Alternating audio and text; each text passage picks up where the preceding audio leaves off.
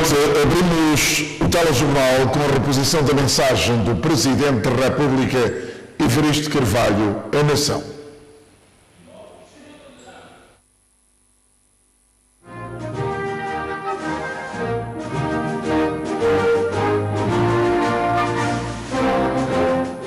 Caros compatriotas,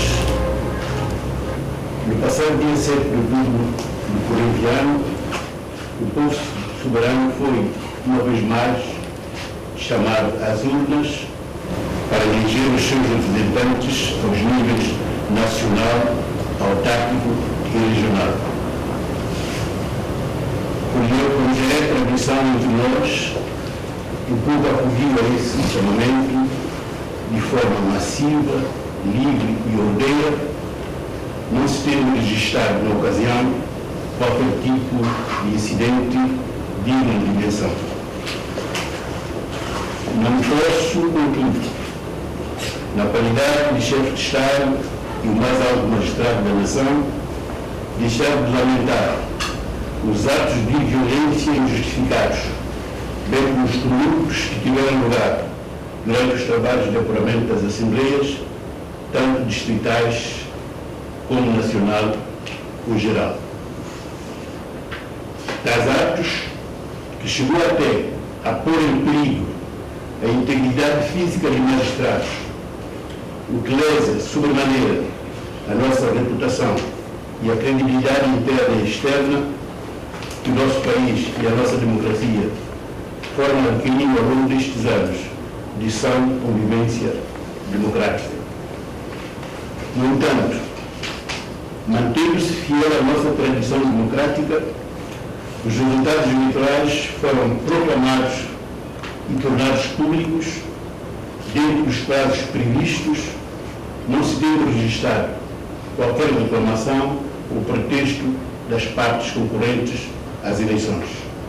Resta-nos agora, caros compatriotas, cumprir escrupulosamente os procedimentos constitucionais e legais com vista à instalação da nova Assembleia Nacional, com a tomada de posse dos deputados, assim como a designação do Primeiro-Ministro à luz dos resultados eleitorais e a nomeação e posse do elenco governamental. Tudo isso deverá decorrer sob a égide da Constituição e das leis vigentes no país, bem como da nossa tradição democrática e dentro dos limites temporais e constitucionalmente estabelecidos. Importa certamente recordar que, desde o advento da democracia, as nossas instituições vêm observando, mais ou menos, as mesmas práticas que se tornaram consensuais entre nós. A legislatura que agora chega ao termo normal de 4 anos teve início a 22 de novembro de 2014, com a tomada de posse dos deputados eleitos das eleições legislativas de 12 de outubro de 2014, isto é, 40 dias depois. Apesar dos resultados daquelas eleições se terem traduzido na atribuição da maioria absoluta a um único partido político, o que garantia uma base homogênea de sustentação parlamentar, o processo de formação de governo, que entrou em funções a 28 de novembro de 2014, só teve lugar após a instalação da Assembleia Nacional e decorreu com normalidade, sem atropelos nem imposições. Por isso, caros compatriotas, a nossa democracia segue o seu rumo e jamais quebrarei esta tradição democrática constitucional da nossa vivência política. Cumprirei escrupulosamente os preceitos constitucionais em vigor, bem como todas as leis que me obrigam a exercer todas as prerrogativas que as minhas funções e o meu mandato me conferem.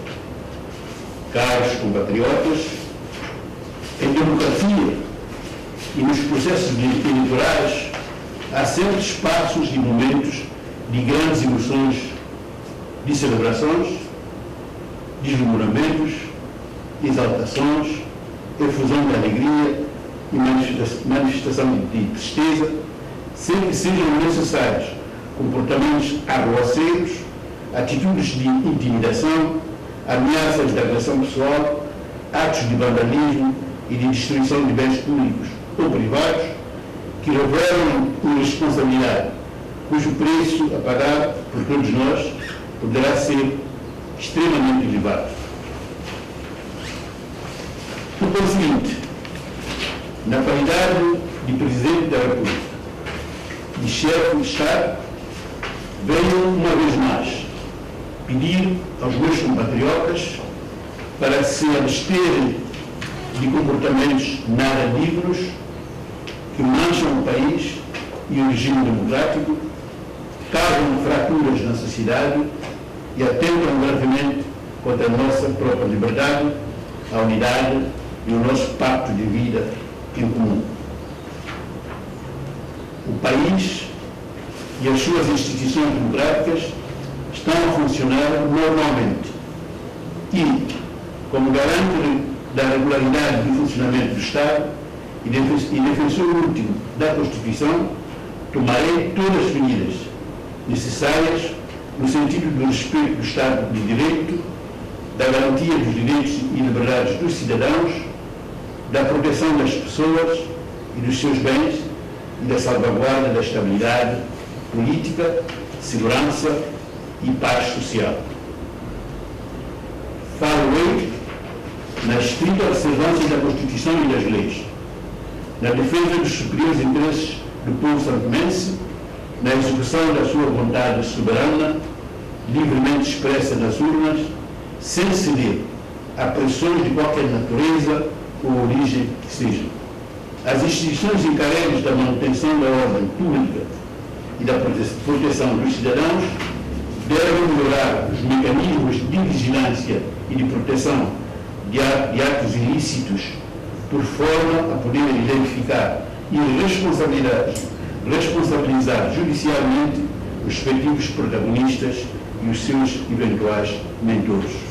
Nada pode justificar, nem mesmo a ocorrência de falhas lamentáveis no fornecimento de energia elétrica à população, que se queira provocar o caos e a desordem do país, passando por cima da lei, erguendo barricadas nas estradas, queimando pneus, cortando vias de acesso, impedindo a liberdade de circulação dos cidadãos com destino aos seus lugares de trabalho e às crianças a caminho da escola, proferindo ameaças graves contra uns e outros, instigando a violência, a xenofobia e até mesmo o ódio contra determinados cidadãos. Não. Isso é santomense. E não podemos tolerar essas práticas no nosso país. Para terminar, gostaria de lançar um vibrante apelo aos dirigentes das formações políticas e das organizações da sociedade civil para que se abstenham de declarações e iniciativas que possam concorrer para o agravamento do clima de alguma tensão atualmente existente e que em nada contribuem para a boa convivência democrática, reforço da cidadania, coesão nacional, estabilidade política e paz social, indispensáveis ao processo de desenvolvimento e progresso do nosso país. Conto convosco para que juntos possamos construir um São Tomé e Príncipe melhor, mais livre, mais próspero e mais justo. Muito obrigado.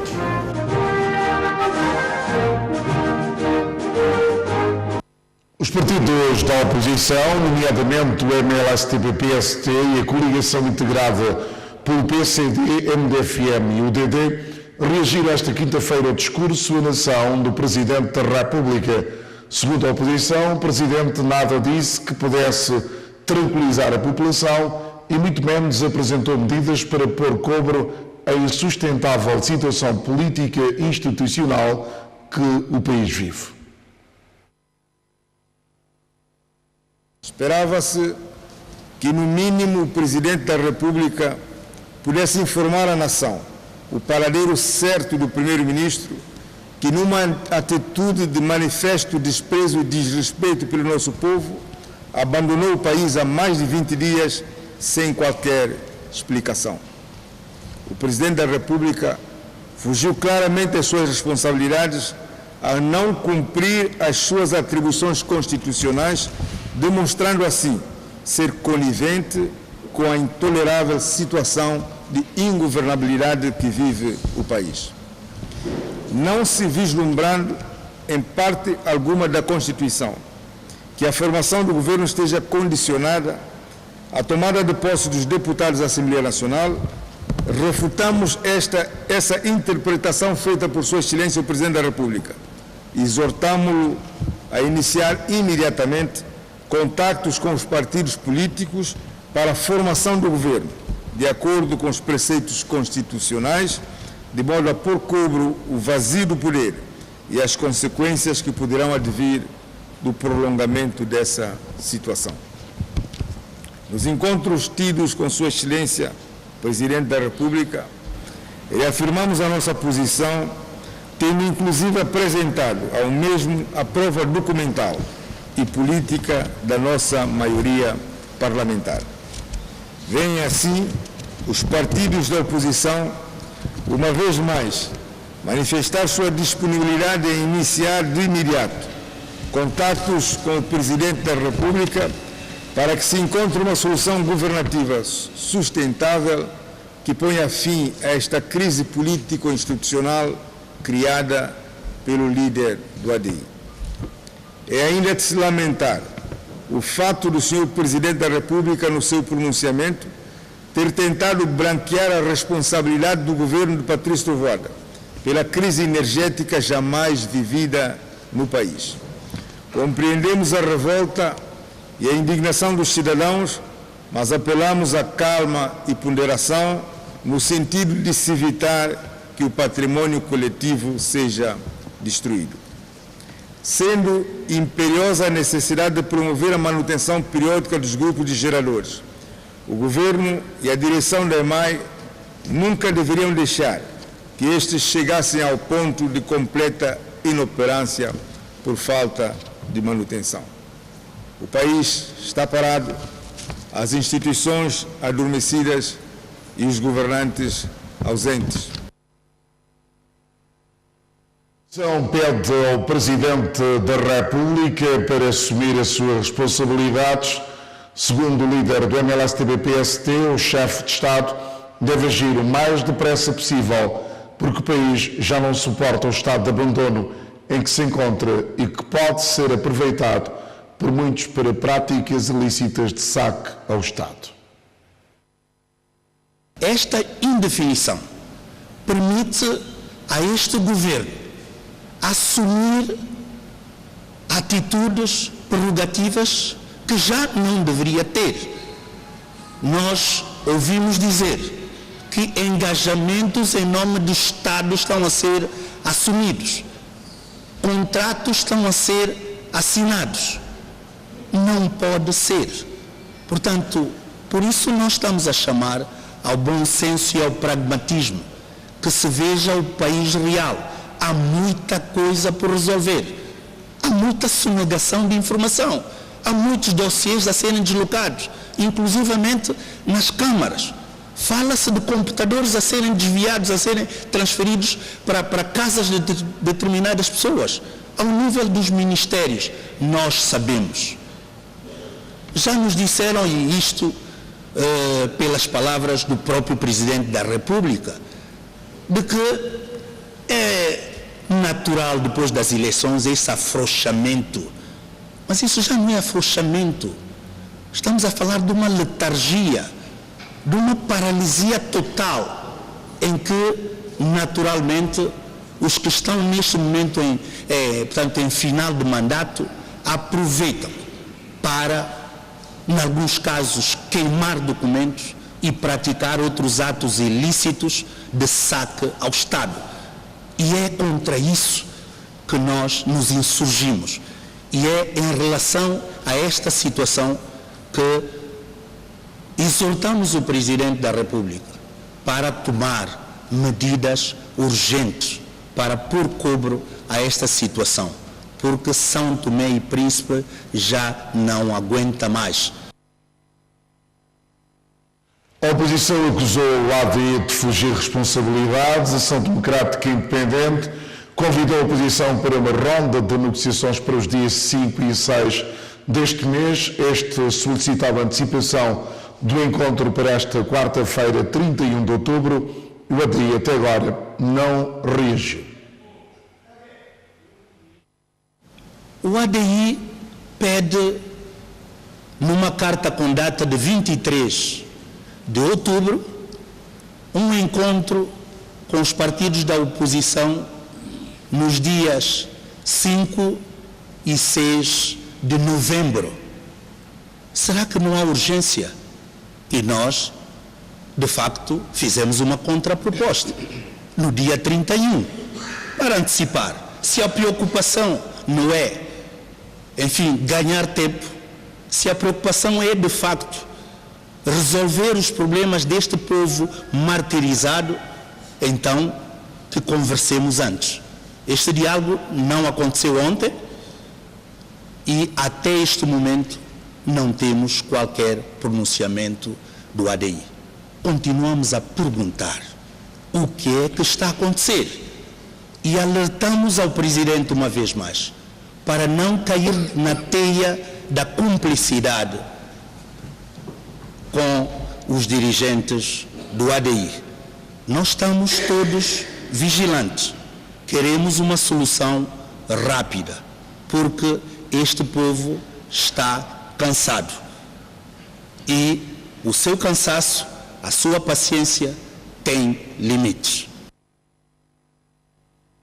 Em carta enviada ao Ministro dos Negócios Estrangeiros e Comunidades, Armindo Botelho, pelo seu Paulo Gabonês, é manifestada a indignação pela forma hostil como foi tratada a recente missão da CEIAC, Comunidade Económica dos Estados da África Central, em São Tomé e Príncipe. A carta sugere que as autoridades são-tomenses tomem medidas para que no futuro haja um tratamento mais adequado às missões da CEIAC em São Tomé e Príncipe. A nota do Ministro Gabonês dos Negócios Estrangeiros e Cooperação, da Francofonia e Integração, enviada ao seu homólogo santomense, refere que a missão da CEIAC ficou surpresa pela recepção hostil que teve por parte, aparentemente, de apoiantes e militantes da oposição, sob pretexto de que na delegação integrava um oficial militar gabonês. A nota refere que se tratava do chefe de Estado-Maior da FOMAC, Força Multinacional da África Central.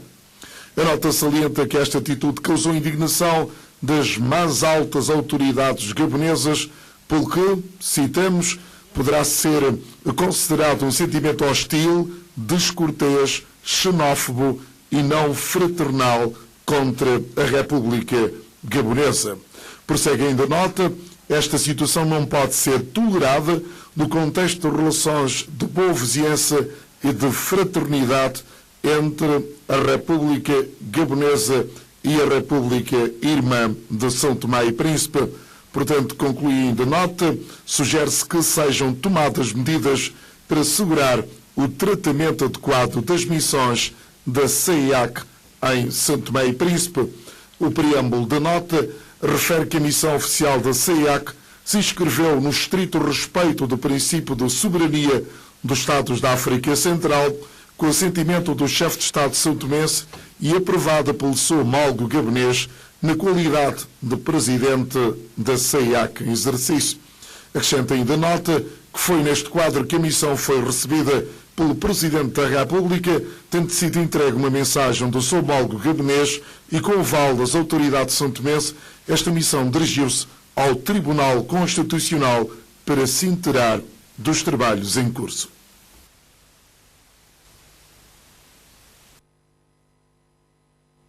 O Governo Regional do Príncipe esteve reunido esta quinta-feira na sua 8ª sessão ordinária. Análise da situação política interna e internacional, a atual situação financeira regional e nacional, bem como a visão do ponto da situação das obras em curso no sector da educação e vias que facilitam a circulação de pessoas e bens, foram os pontos de ordem do dia partilhado pelos membros do Governo Regional, sob a presidência de José Cardoso Cassandra, neste venerando Conselho de Governo Regional e lido pelo seu porta-voz, Francisco Daniel. Não obstante da difícil situação que o país vive financeiramente, comprometendo seriamente os compromissos assumidos pelo Governo Regional na resolução dos problemas básicos das populações, nomeadamente abastecimento de água potável às comunidades, fornecimento de energia, reabilitação das estradas, saneamento do meio e outros, o Governo Regional conseguiu realizar algumas ações programadas a citar. No setor de educação, construção de um jardim de infância na comunidade de Santo Cristo. Ampliação da escola de padrão com a construção de 8 salas de aulas e uma biblioteca. Infraestruturas, estradas. Em parceria com o Governo Central, reabilitou-se a estrada de Sundi, sendo uma parte em asfalto e outra em calçadas. Em curso estão a reabilitação das estradas de Bela Vista e de Abade. Energia. Extensão da rede elétrica para as comunidades de Belo Monte, São Joaquim e Santa Rita. Água e saneamento do meio. Reabilitação das lavanderias de Rua Nova e da comunidade de São Joaquim. Construção de uma estação de tratamento para abastecimento de água potável às comunidades de Aeroporto, Santa Rita, Azetona, Chaga, Gaspar, Pranhame e Picão. Reabilitação dos depósitos e implementação do sistema de tratamento de água para a comunidade de Ponta Sol. Governo Regional, reunido na sua 8ª sessão ordinária do Conselho de Governo. O grupo parlamentar da União para a Mudança Progresso do Príncipe reagiu esta quinta-feira à conferência de imprensa dada aos órgãos da comunicação social do país pelo grupo do MVDP relativamente à ilegalidade da Constituição da 5ª Legislatura da Assembleia Regional do Príncipe. Dispõe o número 1 do artigo 37º do Estatuto Político-Administrativo da Região Autónoma do Príncipe, que a Assembleia Regional reúne por direito próprio até ao 15º dia posterior à proclamação do apuramento dos resultados eleitorais, cujo prazo terminava 30 de outubro de 2018. Ponto 2. Para os devidos efeitos, basta que fosse feita a proclamação dos resultados e a respectiva afixação por edital no tribunal, órgão competente para o efeito, o que aconteceu como sempre.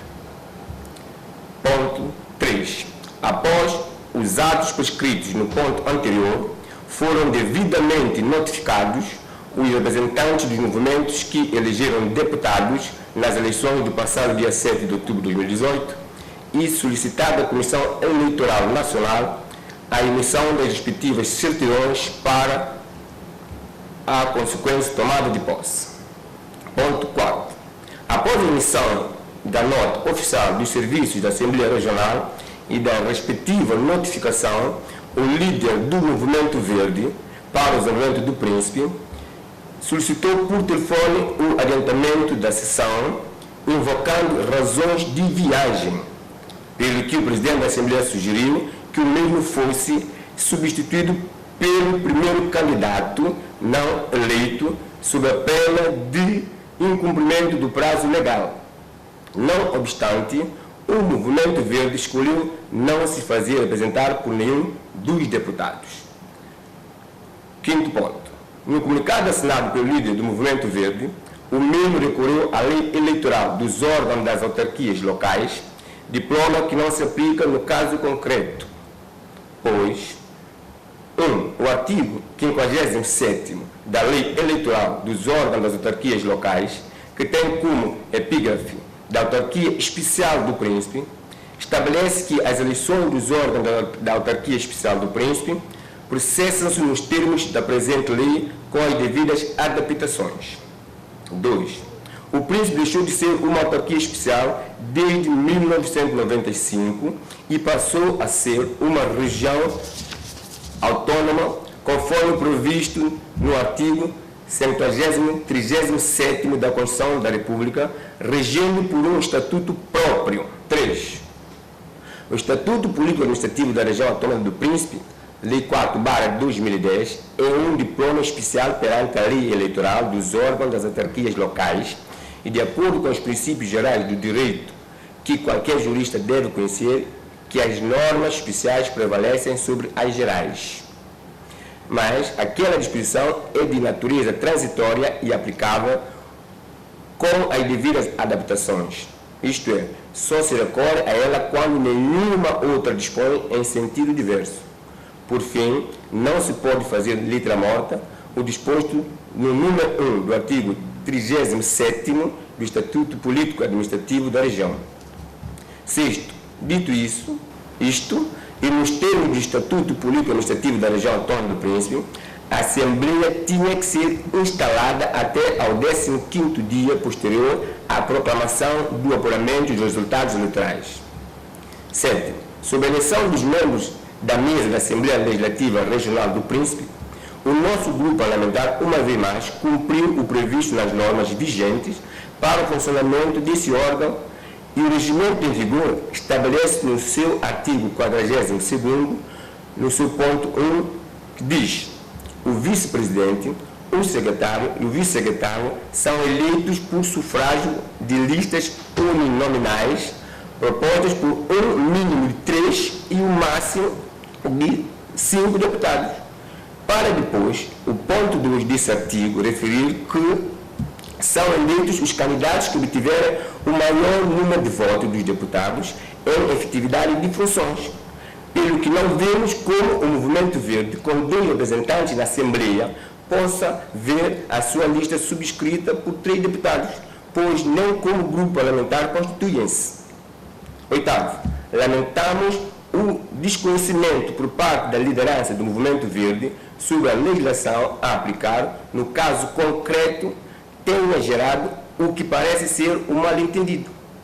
As eleições já terminaram e é o tempo de todos estarem à altura das circunstâncias, pelo que aguardamos com serenidade pela normalidade do comportamento de todos os deputados, ao bem-estar do Príncipe e a bem da nação santomense. Um beijo a todos.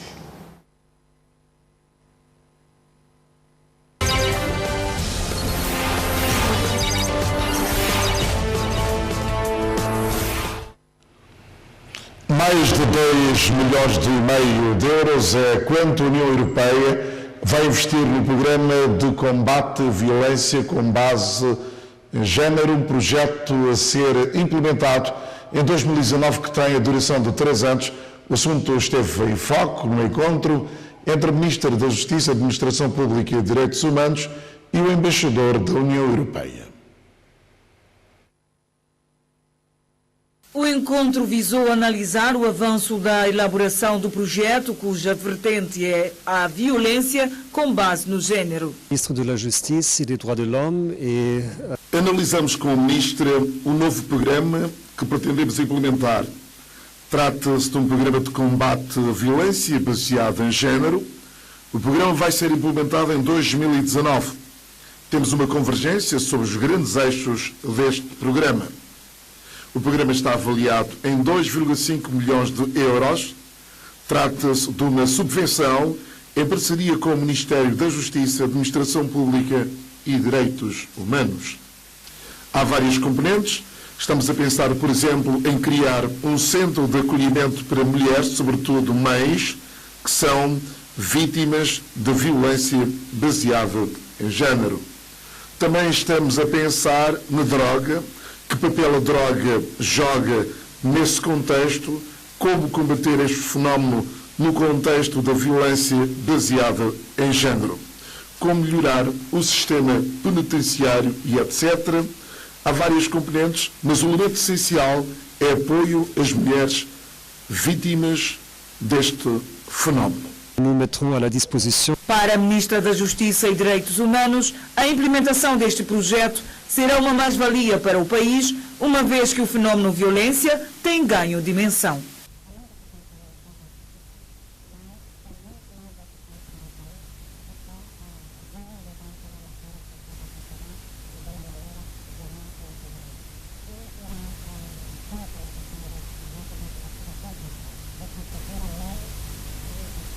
O programa contemplará também o reforço das capacidades dos serviços de prevenção. Estamos a falar do Instituto da Droga e Toxicodependência e o Centro de Aconselhamento contra a Violência Doméstica.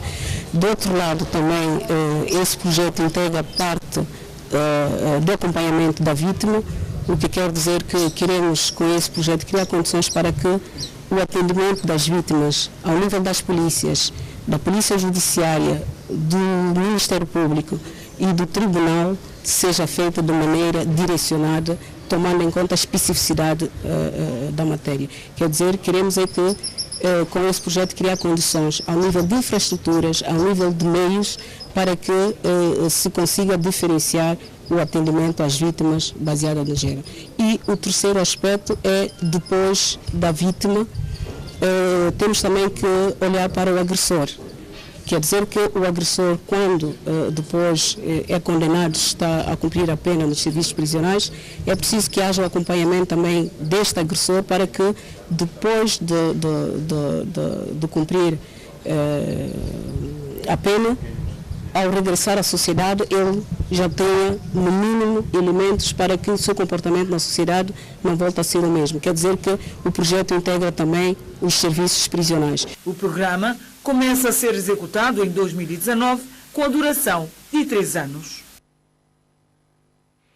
Em alusão ao Dia Mundial da Alimentação, celebrado no dia 16 de outubro, a FAO, a Organização das Nações Unidas para a Agricultura e a Alimentação, realizou esta quinta-feira na Praça da Independência uma feira gastronómica. A referida feira contou com a presença do Ministro da Agricultura e Desenvolvimento Rural, Teodorico Campos.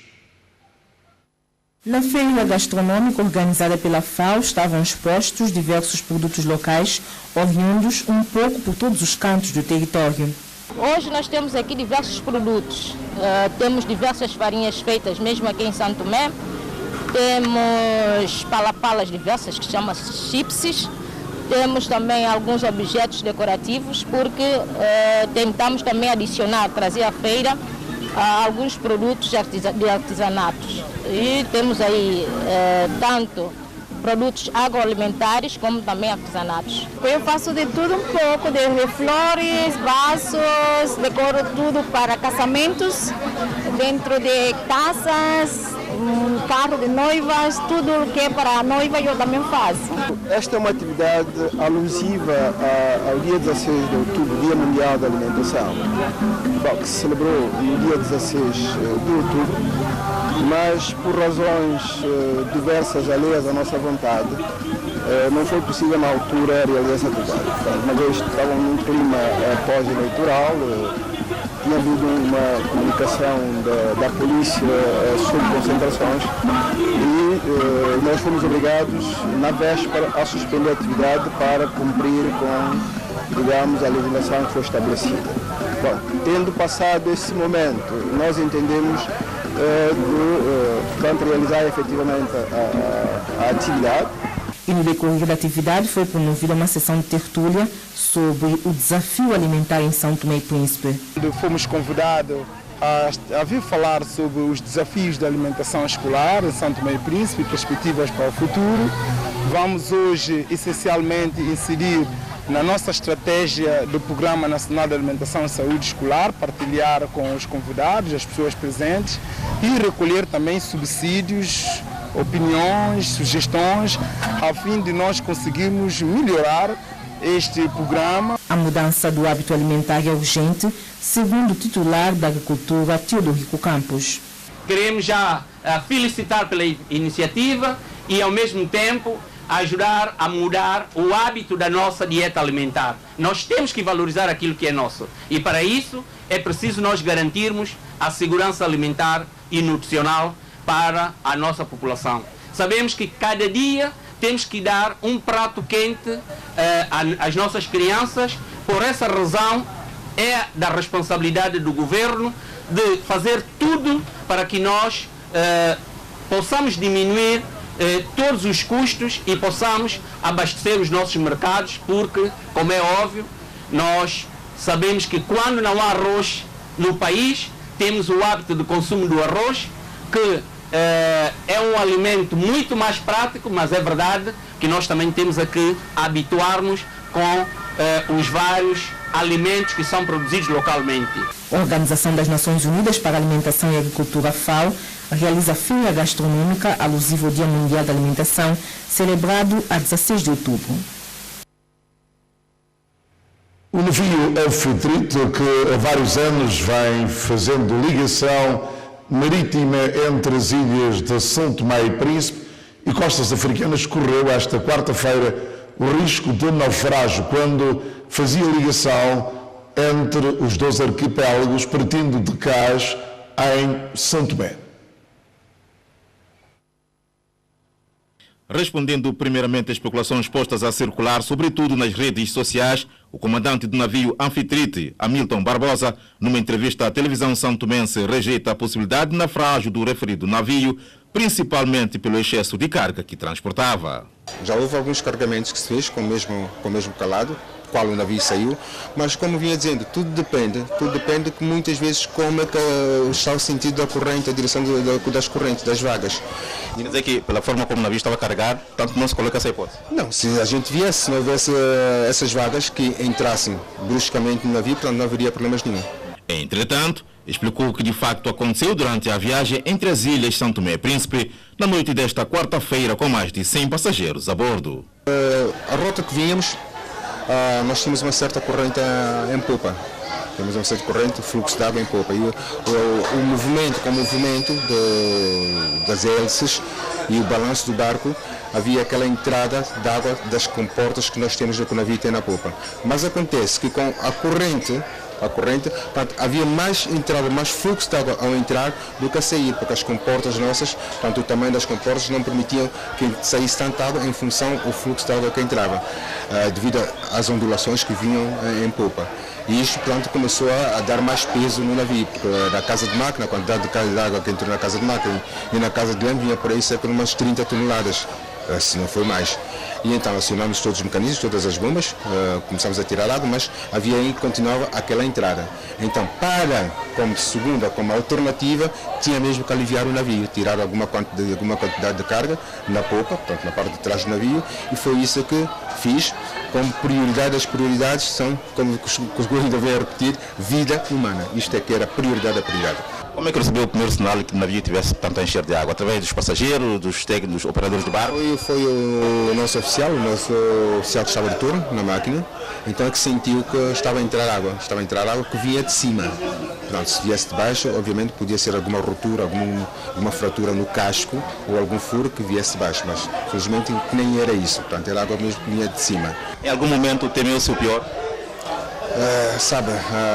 Foi uma situação de temer, sim senhor, tanto é que tomei todas as precauções, os passageiros, os meios de salvamento, os coletes, mas sabe, é meu dever, minha obrigação sempre manter a calma dos passageiros, uma tripulação, sim senhor, preparada, capacitada, que fez todo o seu trabalho. Eu aproveito a oportunidade de agradecer a tripulação, aproveito a oportunidade também de agradecer os estivadores do Príncipe que foram para Santo Tomé de férias e vieram também nesta viagem, os estivadores de Santo Tomé que vieram também, que deram muito o seu contributo, e alguns passageiros também que deram o contributo para ver se a gente aliviasse a água do navio com mais brevidade. E foi isso. Já em terra firme, os passageiros testemunharam 15 horas de viagem de 12 previsto. Quando eu entrei na casa de máquina, a água estava altamente no meu peito. Casa de máquina. E parte de leme estava já no peito de outra pessoa. E como no caso de bomba d'água, não funcionava.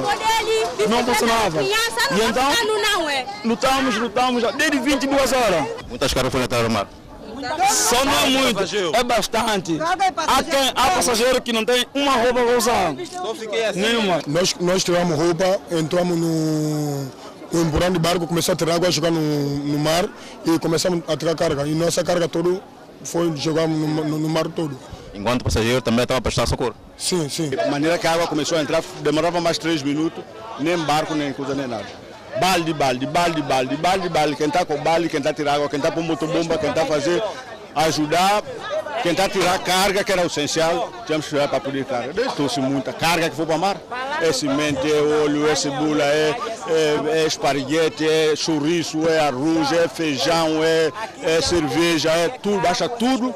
Que é carga onde mão dava para poder ajudar, porque cimento está embaixo, mas cimento está embaixo, tudo que está em cima a gente está fazendo até para chegar cimento, para o barco estabelecer um bocadinho.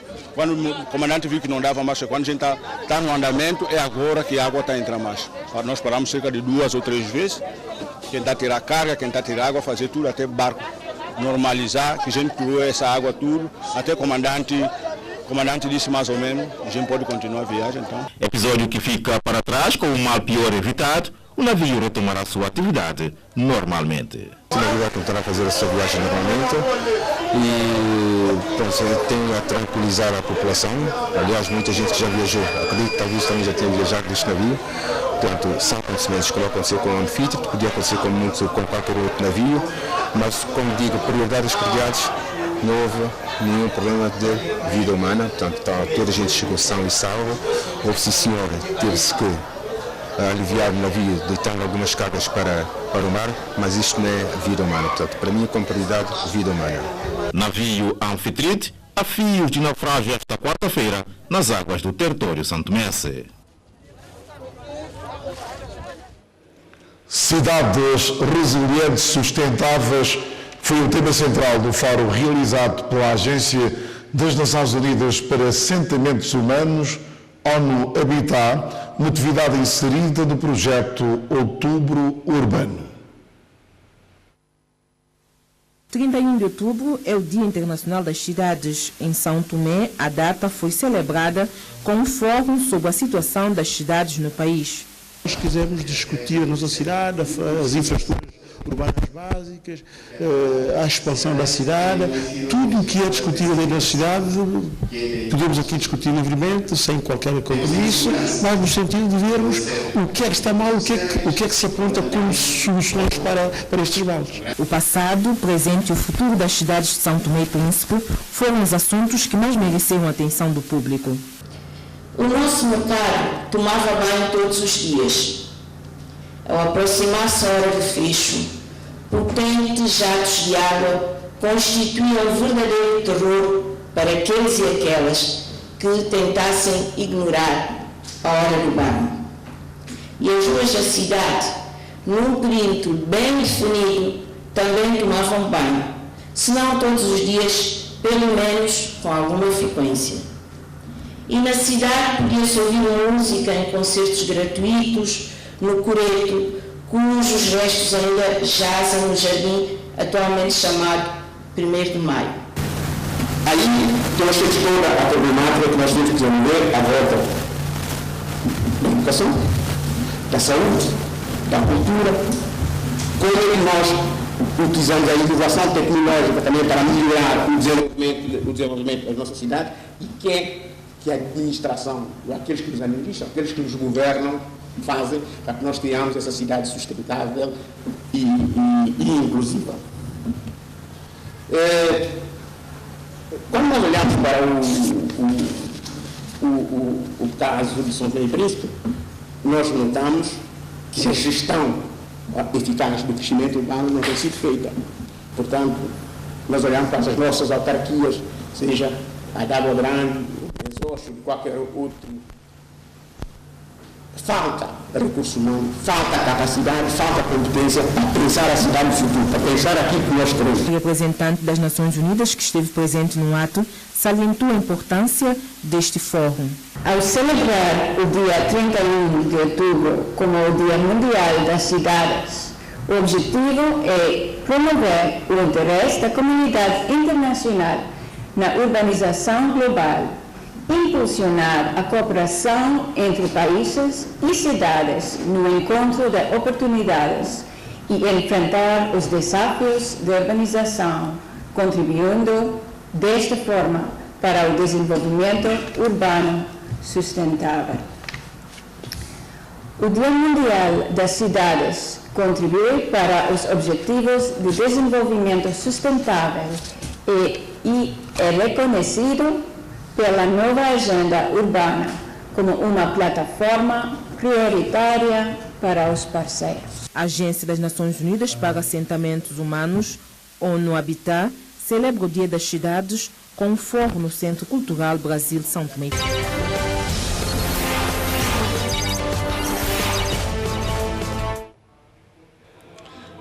A estátua do Rei Amador, que foi erguida na Praça da Cultura, será inaugurada esta sexta-feira.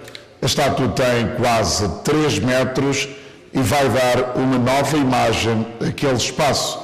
A inauguração, segundo o programa, estará a cargo do Presidente da República, Evaristo Carvalho, está prevista para as 11 horas.